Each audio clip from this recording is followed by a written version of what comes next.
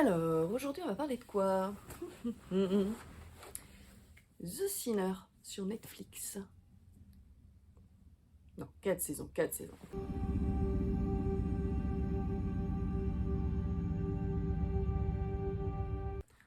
Donc, The Sinner, c'est une série en 4 saisons qui donc suit l'enquêteur Harry Ambrose, joué par Bill Pullman. Certains se souviendront de lui comme Lone Star dans La folle histoire de l'espace ou le président des États-Unis dans Independence Day, le fameux.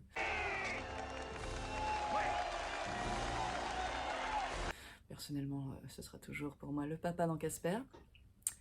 On sait tous à quoi on pense quand on pense à Casper, quand on est une fille de mon âge. Oui, alors à l'origine, c'était donc censé être juste une mini-série. La saison 1 donc suivait ce personnage donc de l'enquêteur, Harry Ambrose. Enquêteur très torturé, comme on peut le voir dans certaines scènes un petit peu violentes, mais un peu sexy. Non, pas vraiment sexy, non, pas sexy du tout. Ça commence. On suit cette mère de famille, jouée par Jessica Biel, qui produit aussi la mini-série. Je pense qu'elle s'est dit, oh là là, il faut que je me fasse un petit rôle à Amy, là. On est marre d'être Madame Timberlake, il faut que je fasse un truc. Et franchement, elle a bien géré, hein. Je sais plus si elle a eu un prix, mais en tout cas, là, sur ce coup-là, madame, bravo, magnifique. Pareil, hein, donc Jessica Biel, on peut se souvenir d'elle comme C'est à la maison. C'est à la maison, c'est ça le truc avec les mecs religieux qui te tuent si tu fumes un joint, là, je sais plus. Ouais, mais est-ce que les Rastas sont dans le coup à cause de leur musique, de leur religion, ou parce qu'ils fument des joints? Ou le fameux Blade 3, grand film, grand film. Personnellement, je m'en souviens plus pour les lois de l'attraction. Où là, pareil, elle savait être un peu à contre-courant, donc ça c'était assez cool. Même film où d'ailleurs Dawson fait aussi un rôle très à contre-courant. On en parlera peut-être, ce film, il est pas mal, il est pas mal. Bon, je m'égare encore une fois, mais bref. Donc cette mère de famille, somme toute classique, hein, pas la Desperate Housewives, un peu belle gosse, mais qui se laisse un peu aller, où on sent que bon, sa relation avec son mec, c'est pas trop ça, que ses beaux-parents la font chier parce qu'ils sont tout le temps là, bref. Ils vont à la plage, tranquillou, jusqu'à ce que... Il y a quelqu'un devant elle voilà, qui fait des câlinous avec sa go, tranquille, au bord de l'eau. Et elle est en train de s'éplucher sa petite poire. Et elle lui saute dessus, elle le bute. Mais genre, quand je dis elle le bute, c'est elle le... Full Norman Bates. Spoiler pour ceux qui n'ont pas vu Psychose, mais bon, je pense que là, il y a prescription vu que ça fait quand même quelques années. Et voilà, ça va suivre en fait l'enquête sur cette femme qui, elle, donc, direct dit « je suis coupable, je veux pas de procès, nanana ». Et tu sens qu'elle cache un truc. Je vais essayer de pas aller dans le spoiler, parce que je pense que c'est ce qui est super intéressant dans cette série, c'est justement d'y aller sans rien savoir. Et de se laisser vraiment complètement envahir par le truc. Un peu comme True Detective. D'ailleurs, c'est un peu... c'est pas la même ambiance poisseuse, mais c'est la même ambiance, genre tout le monde est torturé, tout le monde a des problèmes. Voilà, celui qui enquête finalement sur la personne qui est complètement taré, on sent qu'il n'est pas complètement net non plus. Tu sens qu'il est à moitié en plein divorce avec sa femme, on sait pas trop. Donc il y a cette histoire de scène où il fait des trucs chelous avec une serveuse. On est là, mais pourquoi tu fais ça? Pourquoi tu fais ça, Bill? On va en fait retirer les couches au fur et à mesure, aller au fond, se rendre compte qu'il y a un beaucoup plus gros trauma que ça, qui a donc déclenché tout ça. À l'origine, on ne sait pas trop si le trauma est lié au meurtre. Je ne vous en dis pas plus, vous verrez au fur et à mesure de l'histoire. On voit en tout cas dans les flashbacks un truc full carry. Voyons. Voyons. Ou donc Cora d'ailleurs, s'appelle la dame. Est-ce que l'auteur original du livre, dont c'est tiré, a fait ça pour rendre hommage? Alors, l'auteur qui s'appelle Petra Amesfar, je sais pas comment ça se prononce, désolée si je l'ai mal prononcé. Oui, donc on va dans son passé, élevé par des parents, une mère très très très religieuse, et donc une petite sœur qui arrive en mode, moi j'étais là, oh là, non, non, pas ça, pas les bébés morts, oh, non, le bébé n'est pas mort, il est juste très très, il va pas bien, là, pensez bébé dans Trainspotting, voilà. Sans vouloir encore une fois trop spoiler, mais en gros c'est genre, tu pries, si tu pries pas, si tu fais des trucs mauvais, ta sœur va crever. Bonne ambiance, quoi, très bonne ambiance.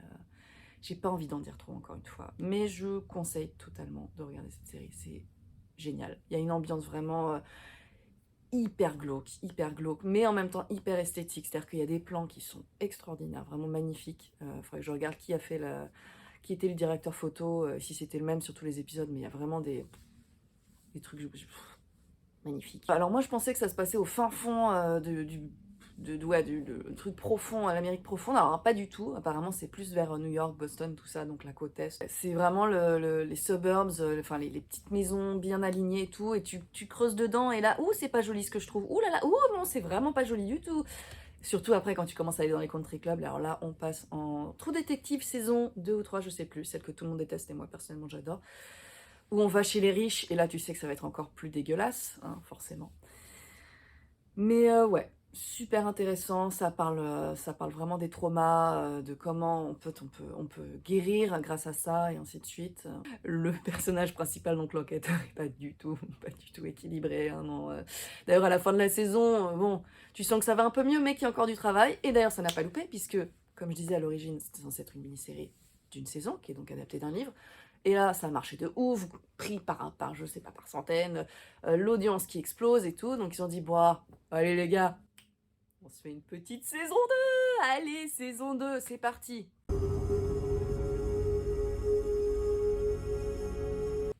Saison 2, donc la saison 2, ça commence. Alors, on va dire que je spoil pas par saison, mais qu'au début de chaque saison d'après, bah forcément, je vais spoiler pour la saison précédente. Logique. Vous n'allez pas commencer par la saison 2, a priori, vu que c'est dans l'ordre chronologique, ce serait un peu bête. Donc là, je vais pouvoir y aller full spoiler de la saison 1.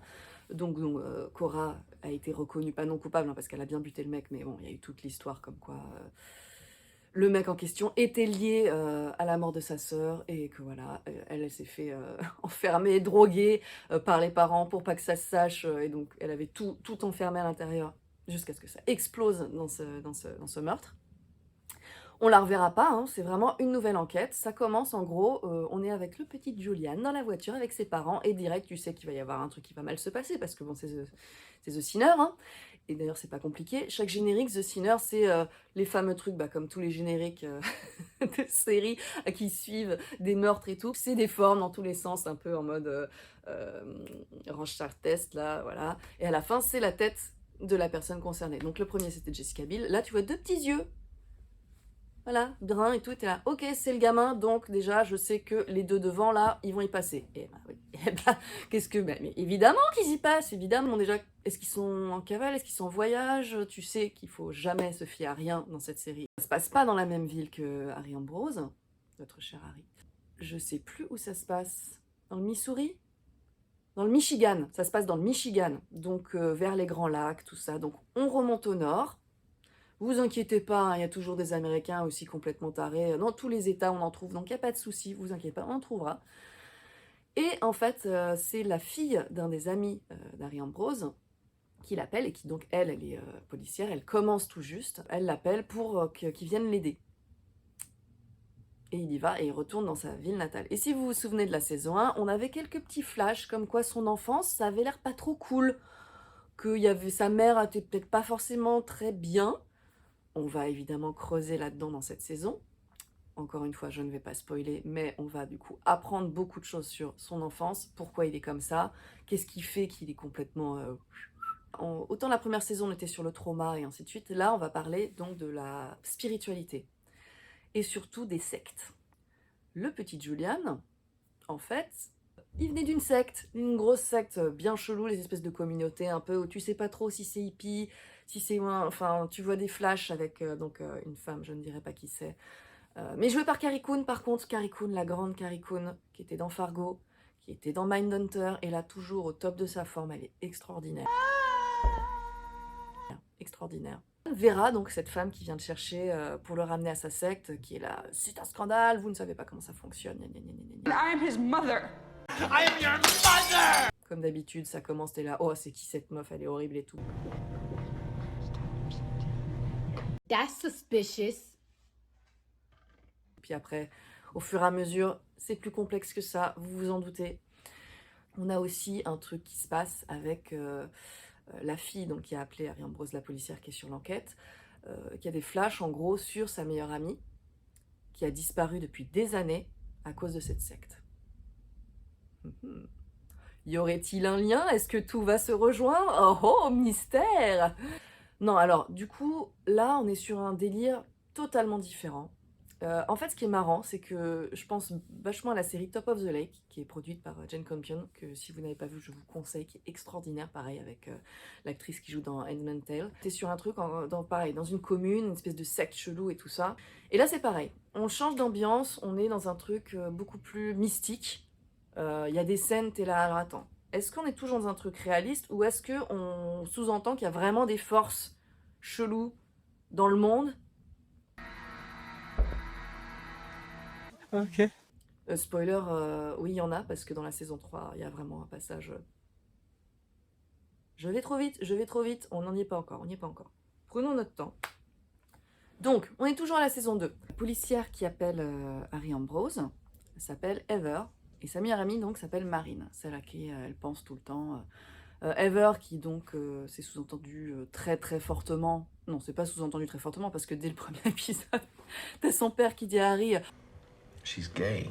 Did she tell you? Oh, elle a fait son coming out, hein, c'est bien et tout. Merci, papa, de nous dire qu'elle est lesbienne, comme ça, on le sait, c'est cool. How was that? Great. Girl, I've been telling you, I'm an ally. Moi, j'aime pas trop quand le dialogue, l'exposition est faite à travers le dialogue comme ça, de manière un peu forte. Je trouve que ça pourrait être fait un peu mieux. Mais bon, bref, du coup, on sait que voilà, sa meilleure amie, elle était amoureuse d'elle, et que c'est encore plus... voilà, elle sent que c'est sa faute si elle s'est parée dans cette secte, et ainsi de suite. Donc ça parle vachement de spiritualité.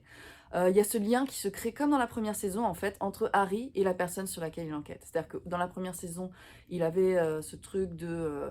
il sentait que c'était une âme un peu torturée et qu'elle cachait des choses un peu comme lui.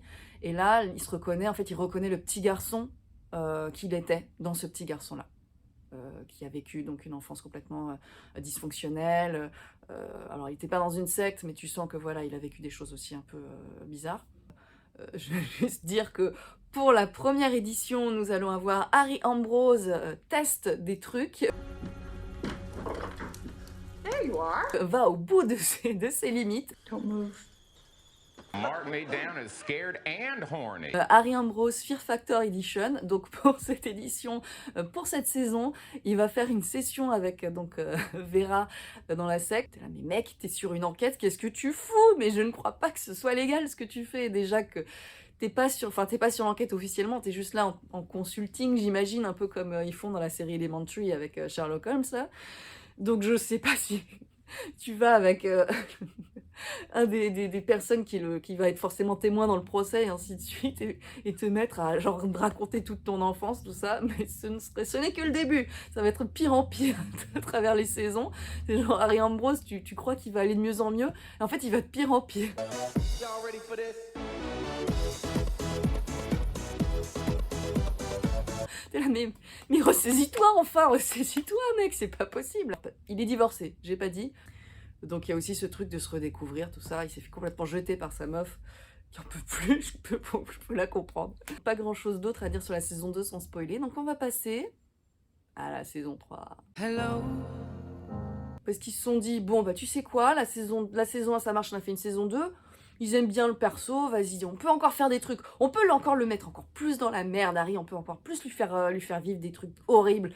Donc on va y aller. Et c'est ce qu'on va faire.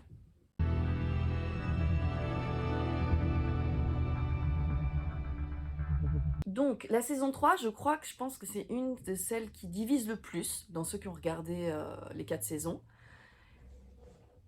C'est genre, soit tu adores, soit tu détestes. Mais genre, tu détestes cette saison. Alors moi, je suis un peu partagée. Dans le sens où le personnage, donc le Sinner de cette saison-là, c'est Jamie. Ah, Jamie. J'ai beaucoup de choses à dire sur cette personne.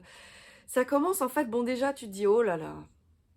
Le mec blanc en banlieue qui s'ennuie et qui va retrouver un ami. Alors déjà, au début, tu te dis, bon, ok, ils vont nous faire un truc en mode Brokeback Mountain, hein, genre le mec qui débarque, le copain de fac.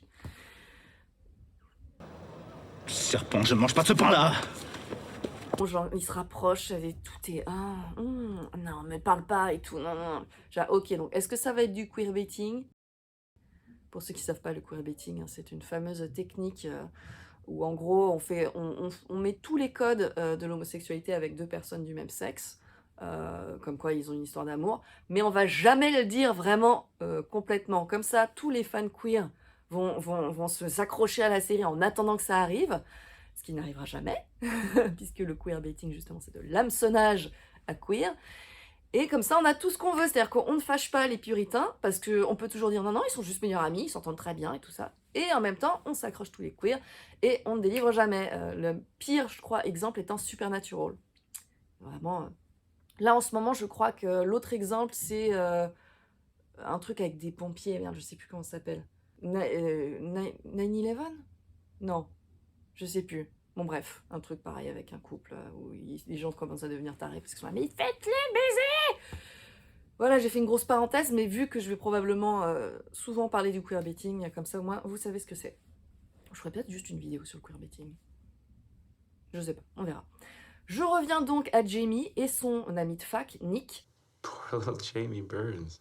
Shut up, man. Just shut the fuck up. Qui intervient dans sa jolie petite vie bien proprette, avec sa femme métisse magnifique qui fait des bougies, parce qu'ils sont dans les espèces de villes de banlieue, où justement, avec tous les mecs qui prennent le train tous les jours pour aller au travail à New York.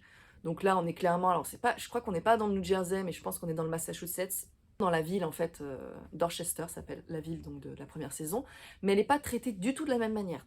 C'est-à-dire que autant dans la première saison, j'étais dans un truc très banlieue et ainsi de suite. Là, lui, il vit dans une banlieue résidentielle, voilà, avec la petite barrière, tout ce qu'il faut.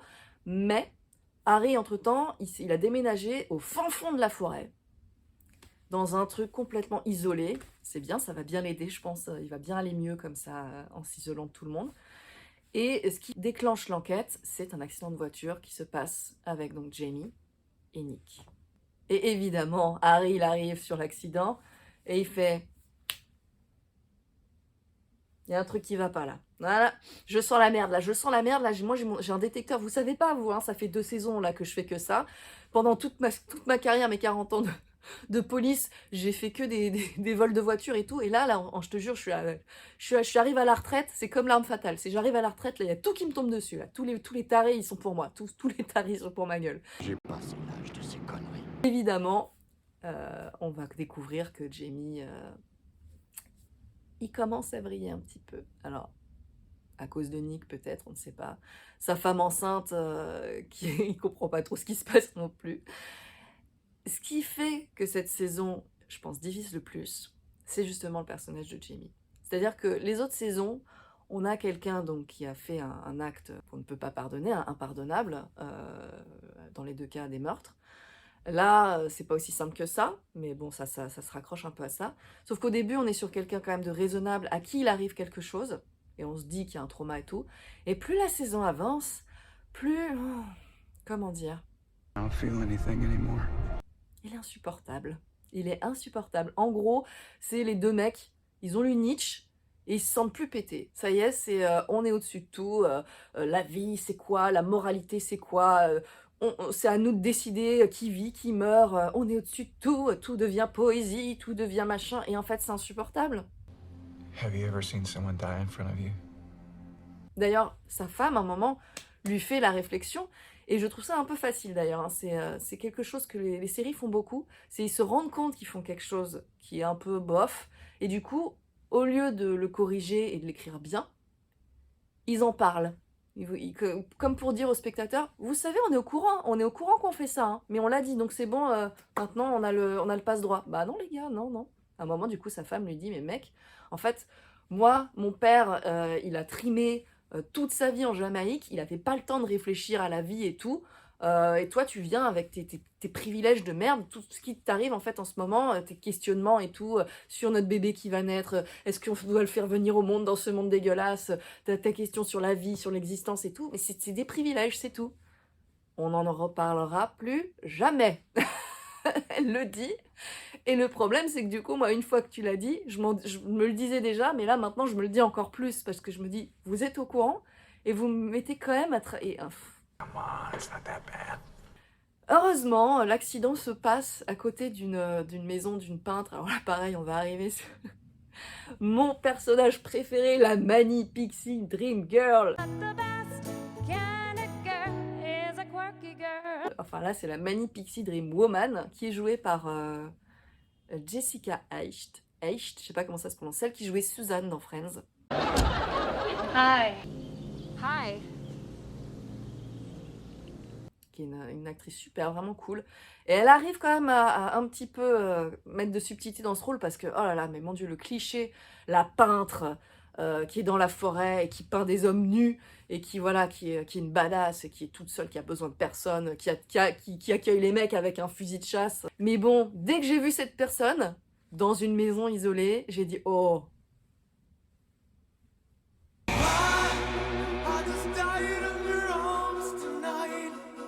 je sais ce qui va se passer, je sais ce qui va se passer. Vous vous en doutez, je le dis pas, comme ça c'est pas un spoiler, mais voilà, vous vous doutez que voilà, Harry va aller l'interroger. Et voilà. Wow. C'est super compliqué de parler de cette saison sans spoiler. C'est juste que il y a un truc qui commence à vraiment être chiant. C'est que tu commences à voir que le personnage d'Harry Ambrose, il tourne en rond. Il tourne en rond, c'est-à-dire qu'au lieu de, au fur et à mesure, comment dire, guérir au fur et à mesure, il s'enfonce et il fait de plus en plus de la merde. Et t'es là, mais eh oh il y a des règles, non? Je sais pas, tu vois, genre là... Ah là là, je peux pas spoiler, ça fait chier. No! Il laisse Jamie lui faire un truc pour le comprendre, où t'es là, non? No! C'est pas possible. Tu ne peux pas faire ça, en fait. C'est genre... là, c'est plus Fear Factor, là, c'est... T'es con, en fait. There's a problem with my attitude now? Please. Alors oui, c'est sous-entendu qu'en fait, il veut mourir. Donc, il se met dans des situations toujours de pire en pire. Sauf que comment tu peux continuer à le suivre? Comment tu peux continuer, en fait, à être de son côté quand, voilà, là c'est vraiment n'importe quoi. Là, c'est vraiment... Là, entre Harry Ambrose et Jamie, là, c'est... vous vous êtes bien trouvés, les gars. C'est n'importe quoi. Mais non, mais vraiment, en tout cas, non. Je rigole, j'arrête pas de me foutre de la gueule de cette saison, mais elle est vraiment... Il y a un truc hyper intéressant, en fait. Avant, malheureusement, qu'à un moment ça switch et qu'ils deviennent full taré, genre je suis méchant. All right. Sure, Jan. Alors qu'il serait resté justement un peu plus subtil tout le long, ça aurait été beaucoup mieux. Parce que tu vois sa vie, c'est un prof, il est dans un truc d'école avec que des meufs. D'ailleurs, au début, j'étais persuadée qu'il était homo parce que l'acteur est homosexuel. Et que je me suis dit, ok, on voit les flashbacks avec son ami et tout. Je dis, bon, ok, bah il est homo. Et après, je vois sa femme enceinte, je fais. Hein?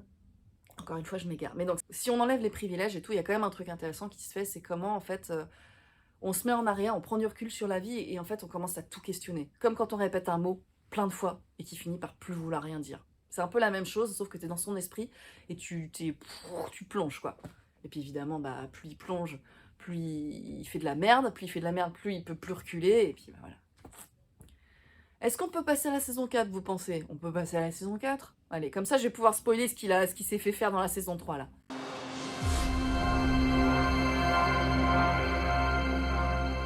Et donc, dernière saison, saison 4. Alors, je sais pas si ça a été annulé, parce que j'ai lu quelque part que justement le showrunner, enfin le créateur de la série, avait dit qu'il voulait pas faire plus que 4 saisons. Au vu de la fin de la saison, je suis pas sûre. Il n'a pas dit ça juste pour pas passer pour un con, parce que je sens que il y avait moyen de mieux conclure en fait le truc. Non, c'est exactement ce que je voulais faire. Après, peut-être que c'est une fin ouverte sur, voilà, vous pensez ce que vous voulez. Je ne spoil pas la fin de la saison, ne vous inquiétez pas. Par contre, je vais spoiler ce qu'on lui a fait dans la saison 3, parce que putain, voilà. Ah la vache. Bon, alors, on commence la saison 4.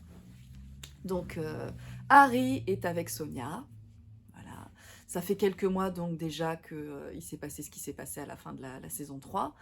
Et ils sont complètement traumatisés. I still can't believe what you both went through with that psychopath. What was his name again? Alors, elle, apparemment, elle a pu aller à travers son trauma avec Jamie. Lui, comme d'habitude, il est pas... Est-ce qu'il va voir un psy? Je crois... Le pire, c'est que je crois qu'il va voir un psy dans la saison 1 ou 2. Ah non, il va pas voir un psy, il va en thérapie de couple dans la saison 1. Je pense que ça aurait été pas mal qu'il aille voir un psy. Non, mais je crois qu'il va voir un psy. Je sais plus, merde, j'ai oublié. Bon, si y en a un qui regarde la vidéo et qui a vu la série, mais dites-moi dans les commentaires s'il va voir un psy à un moment, parce que je pense qu'il en a vraiment besoin, un bon psy. Mais voilà, comme d'habitude, de toute façon, c'est un aimant à merde, ce gars, c'est le chat noir, c'est le chat noir. Dès qu'il va quelque part, c'est la merde. Donc là, ils vont en vacances sur une île. Elle va en fait se changer les idées. Alors, comme c'est une riche peintre...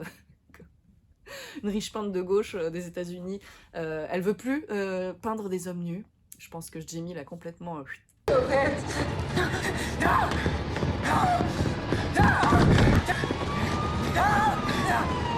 C'est fini, quoi. Donc maintenant, elle veut peindre des paysages. Bon, c'est bien, quand on a de la thune, c'est qu'on fait ce qu'on veut. Hein. Donc il y a sa pote qui lui loue une immense baraque qui donne sur la mer extraordinaire et tout ça. Et donc, ils se retrouvent sur cette île, dans le Maine, pour le coup, ça, ils le disent. Si je dois encore faire des comparaisons avec d'autres séries, on est vraiment sur un truc, ça me fait penser à The Affair ou Bates Motel, où en fait, on est dans cette espèce de communauté où en surface, c'est bien joli, c'est un truc touristique, il y a des pêcheurs et tout, mais évidemment, quand tu creuses, c'est la mafia, les gars, c'est la mafia, c'est genre, c'est les pires trucs qui se passent sur cette île. Et de toute façon, Harry, lui, comme d'hab, il est avec sa meuf, il est bien, tu sens qu'ils communiquent, hein, d'ailleurs, ils font des petits, ils s'étranglent un peu au lit et tout, donc au moins, voilà, ça fait plaisir de voir qu'il a trouvé une femme avec qui il peut vivre sa sexualité pleinement et se faire étrangler en toute sécurité. Ça fait plaisir, voilà, on n'a plus besoin de se faire écraser les mains jusqu'à plus avoir d'ongles. Je pense qu'on peut dire que c'est... On peut appeler ça du développement. Hein. Ouais, on peut... Mais ouais, il se balade et il tombe sur une jeune femme, pêcheur, donc il est en habit de pêcheur. So, are you a fisherman? Woman type? Or a fisherwoman? Qui lui fait des réflexions sur la mer, qui est en colère. Enfin bon, tu sens qu'elle est un peu New Age. Mais ouais, tu sens qu'il l'a fait réfléchir. Tu sens le truc, tu l'as. Bon, toi, c'est toi The Sinner. Who is the Sinner? J'ai trouvé, c'est elle. Et c'est bien elle.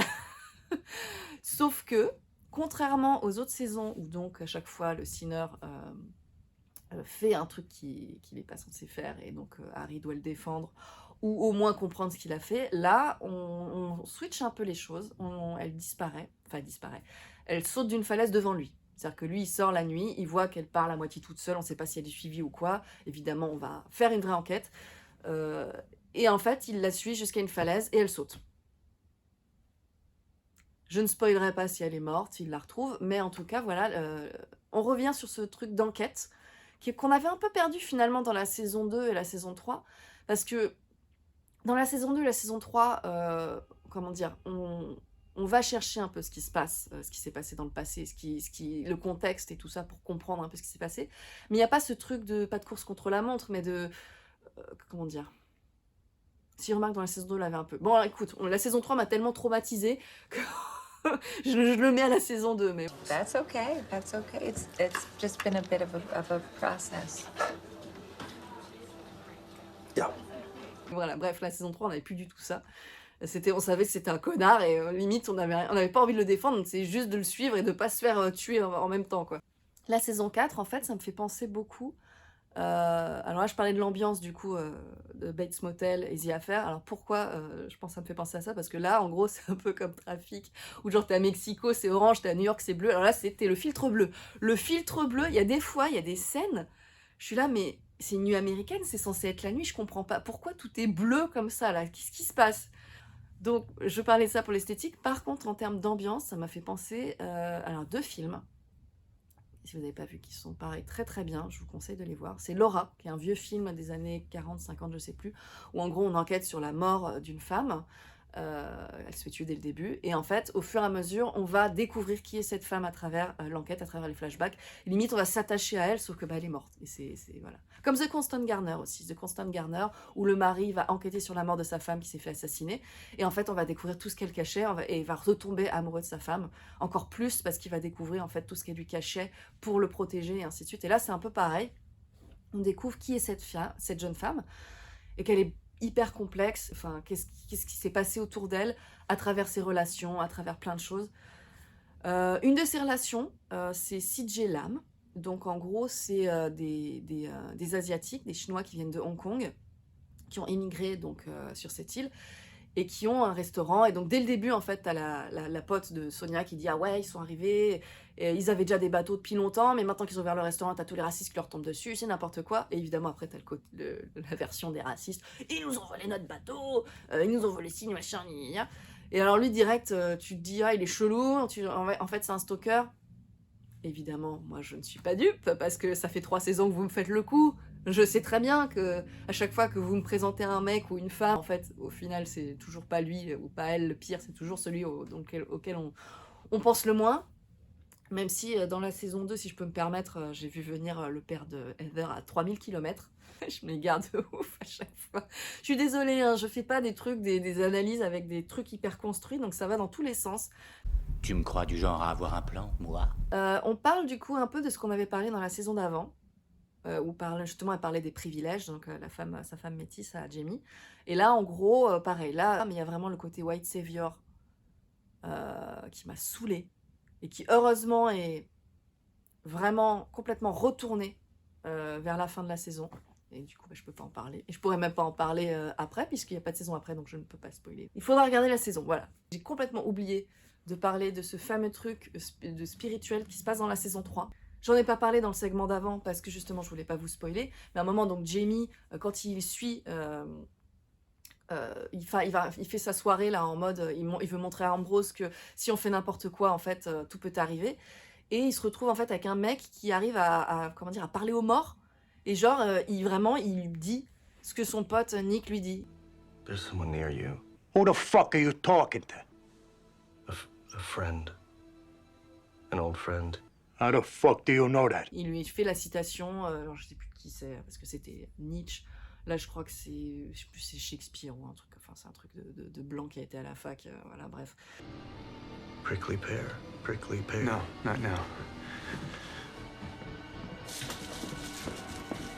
Around the prickly pear, alors, je sais plus, ça doit être it, ça doit être un truc comme ça. Je regarderai la citation, je vous le mettrai à côté, voilà. Je raconte n'importe quoi. Je me mets à tchatcher de ma vie, de mes aspirations, enfin ce genre de conneries. Là, t'es là, ok, donc là, c'est bon, c'est acté, il peut parler aux morts. Donc là, c'est pareil, t'as un moment où Harry, il est sur la véranda en train d'essayer de nettoyer son grill. C'est une métaphore de son âme qu'il n'arrive pas à réparer. Il a beau la foutre dans tous les sens, il n'arrive pas à la réparer. Les métaphores est subtile, merci les gars. Mais c'est bien, la métaphore de barbecue, j'aime bien. Et il entendait...